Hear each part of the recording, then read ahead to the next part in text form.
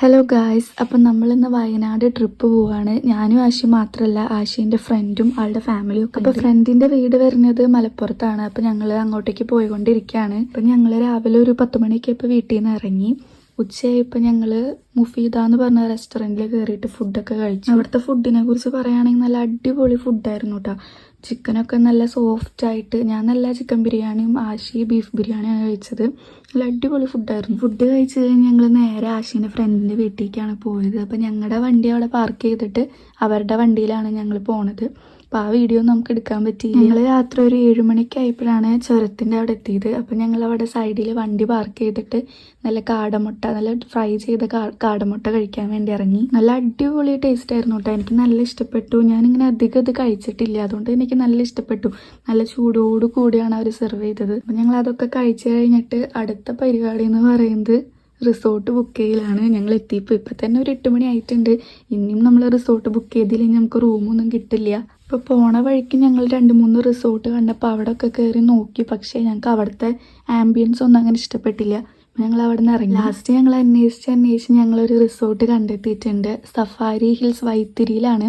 ഞങ്ങൾ എത്തിയപ്പോൾ തന്നെ ഒരു 10 മണി 10:30 ആയിട്ടുണ്ട്. അപ്പം ഞങ്ങൾ അവിടുത്തെ റിസോർട്ട് ഞങ്ങൾക്ക് ഇഷ്ടപ്പെട്ടു. അപ്പോൾ ഞങ്ങളത് ബുക്ക് ചെയ്തു.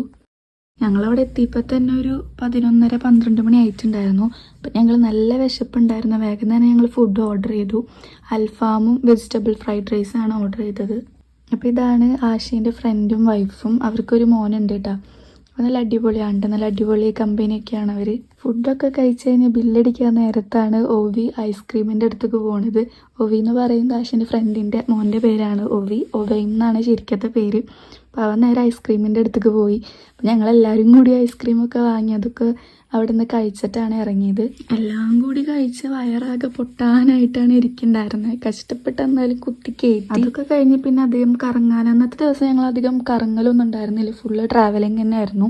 നല്ല ക്ഷീണം ഉണ്ടായിരുന്നു. അപ്പോൾ ഞങ്ങൾ നേരെ റൂമിലേക്കാണ് പോയത്. ഇതാണ് ഞങ്ങളുടെ ബെഡ്റൂം വരുന്നത്. ഞങ്ങൾ എത്തിയപ്പോൾ തന്നെ ഫുഡൊക്കെ കഴിച്ച് എത്തിയപ്പോൾ തന്നെ ഒരു 12-1 മണിക്ക് ആയിട്ടുണ്ടായിരുന്നു. അപ്പോൾ അധികം വീഡിയോസൊന്നും എടുക്കാൻ നിന്നില്ല. അപ്പോൾ അടിപൊളി ബെഡ്റൂമാണ്. നല്ല തണുപ്പുള്ളതുകൊണ്ട് എ സിയും ഫാനിൻ്റെ ഒന്നും ആവശ്യം ഉണ്ടായിരുന്നില്ല. പുറത്തെ ആംബിയൻസ് എന്ന് പറയുന്നത് ഇതാണ്. അധികം കാണാൻ പറ്റില്ല രാത്രി ആയതുകൊണ്ട്. പിന്നെ ഞങ്ങൾ നല്ല ക്ഷീണമായതുകൊണ്ട് വേഗം കിടന്ന് ഉറങ്ങി. പിന്നെ അധികം സംസാരിച്ചിരിക്കാനൊന്നും നിന്നില്ല. ബാക്കി വീഡിയോ നമ്മൾ പാർട്ട് 2 ആയിട്ട് ഇടുന്നതായിരിക്കും. അപ്പോൾ എല്ലാവരും കയറി കാണാം.